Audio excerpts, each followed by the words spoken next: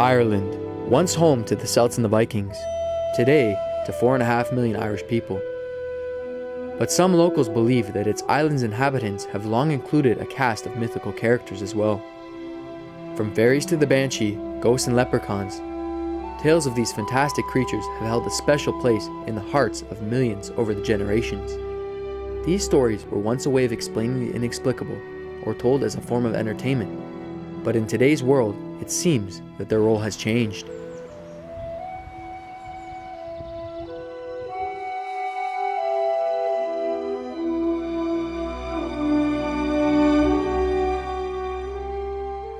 He's halfway across the field and he suddenly hears this sound coming across the wind. De Lundemart, de Lundemart, de Lundemart. De Lundemart, de Lundemart, de Lundemart. Since pre-Christian times, the Irish have been storytellers. They told of all aspects of folklore, from myths and legends to everyday events.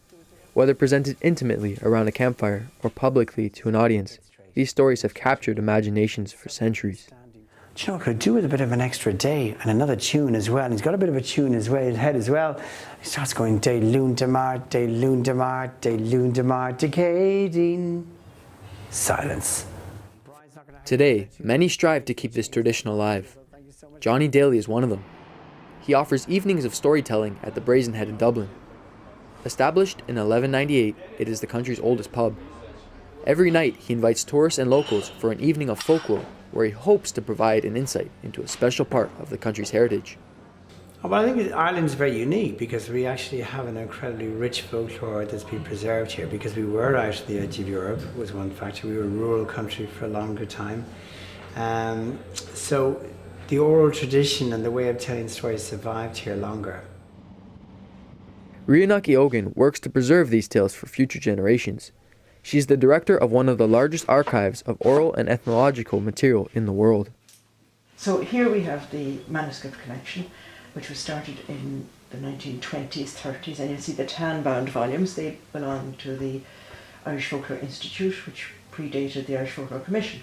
And the contents are the history of Irish folklore, the history of handwriting, the history of the Irish language, and of course most of the material is Irish, and I can show you maybe some examples of some of the material here.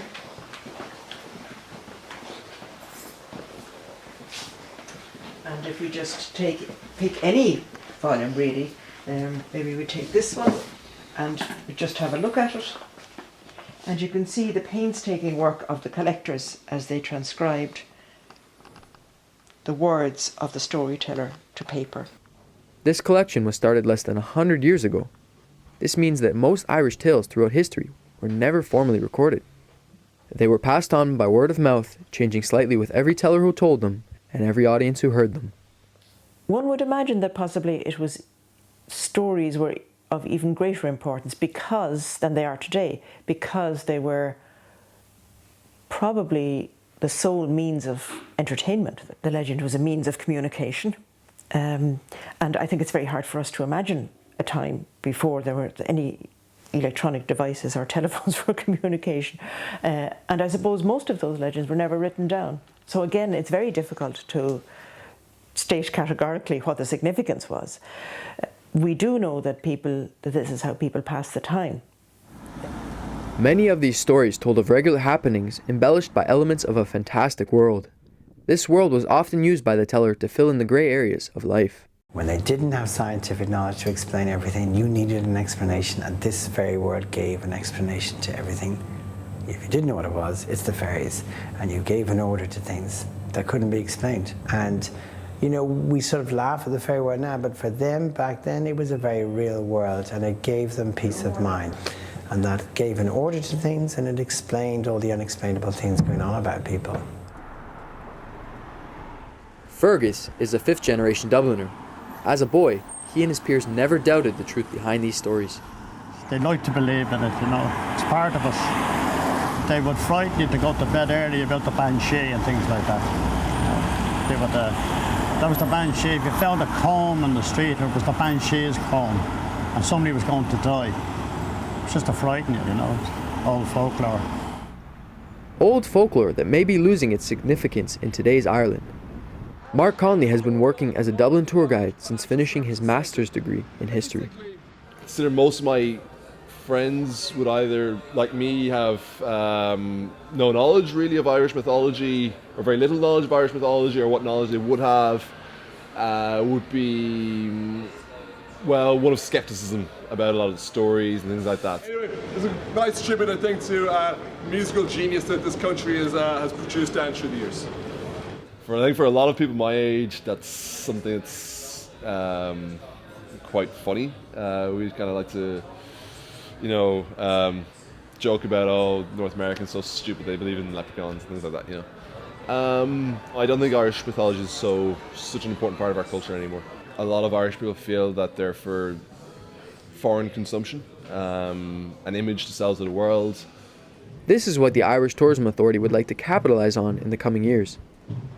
They are seeing an interest from abroad in Irish mythology and hope it can be made more accessible to tourists in the near future. One of our challenges is perhaps to harness the skill of storytelling, turn it into a vehicle that people can actually make money from to sustain it. And one of the ways of doing that certainly is developing a network of guides and storytellers in different locations that will offer their services to visitors to take them out and about. They've already entered in a partnership venture at Malahide Castle near Dublin, which welcomes thousands of tourists each year. As part of the castle tour, visitors hear from trained guides who share some of the castle's history, but also many of the legends associated with the 800-year-old building. Legends that some of the guides may have had their own encounters with. My first or second day here in the winter time last year, I was learning my script, so it must have been very early in my introduction to Malahide Castle. But I was aware, but not at that time when I was reading my script, that the castle had stories associated with it. There was a candle on the floor, which I picked up and placed back in the candelabrum. When I walked away, the candle fell out again at my feet. It gave me a little bit of a scare, so I probably had this preconceived idea. The castle was so dark, I had heard stories about it. And the third time I tried to place it back in the candle holder, it wouldn't go back in, it fell out again. So I think eventually I left it there. I asked one of my colleagues, would they come up and put the candle back in for me?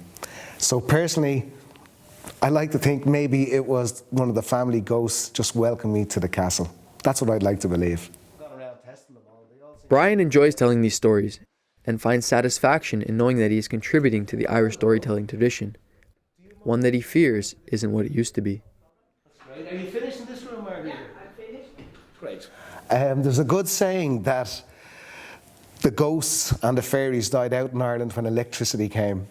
And I often picture a little cartoon I saw years ago, and it shows the Shanachie, or the storyteller, in the cottage room. But he's sitting in the corner talking to himself, and the family are now watching the television. So in a way, maybe that is true, that there's Shanachieism, but people still remember it. And I think there is a great strength there, and I think people appreciate storytelling.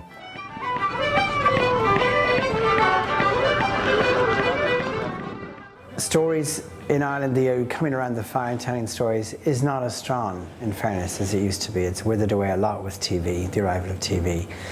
But it is innate in us to tell stories in this country. You go to a pub and you get sitting around with a bunch of Irish people talking. The stories will come out just about funny things that have happened, and we love to share stories. So we're telling stories all the time. And telling stories is one of Bonnie's specialties. She's the lady of the house at Charleville Castle, right in the heart of Ireland. She's lived there for 25 years, in which she claims she's experienced her share of unusual happenings. She's heard laughing voices, pianos playing alone, furniture moving unexpectedly, but she isn't afraid of them. On the contrary, she appreciates their presence. This staircase is known as Harriet's staircase because in 1863 there was a midsummer party, and she was looking over to see if her friends were here and fell to her death. Now, Harriet's been a ghost here for quite a while. We first found out about her through my son, who was 4. He went missing. We found him after panicking at the bottom of the staircase. He said, "Little boy and girl held my hand." Now, we didn't see any little boy and girl, and we hadn't thought of ghosts. And we researched the family history and indeed found out. And her brother died when he was 7. So they helped him down that staircase, which is quite scary for a small child. And it's quite low. Bonnie has always been a believer in the supernatural. Though many claim not to share her opinions, their habits often tell of a different story. To this day in Ireland, a lot of farmers won't touch what's supposed to be a fairy mound, where they're living underground. They won't plow it, they go around it, even if it takes up a large expanse of land. Fairies in particular are still quite, they still have quite a strong effect on people, even though it's not as widely spoken about as it might have been in the past. Jenny Butler is a folklorist at the University College Cork. Her area of expertise lies in belief narratives, legends and traditions connected to the supernatural beings. People are so interested in what happens after we die, and the idea of a ghost being trapped between the human realm and the spirit world is something that fascinates people. So I think that's one of the reasons for the popularity of visiting haunted places and hearing stories about ghosts. Ghosts may be keeping foreign interests up, but for many Irish, modern life is questioning the future of these century-old tales and beliefs. It's only been a generation or two that it's sort of faded away with our more modern Ireland. But you talk to people who are, in their 60s and 70s, they remember growing up with all these superstitions and beliefs, and that they were reasonably strong for them back then. He's the youngest of the clan. Say hello. A lot of folklore will die with TV and iPods, and sure, people don't talk anymore hardly. It's all television and that. It can be a bit sad too, that you're losing a bit of heritage. Losing any bit of heritage is sadness. But you have to try and keep it going some way.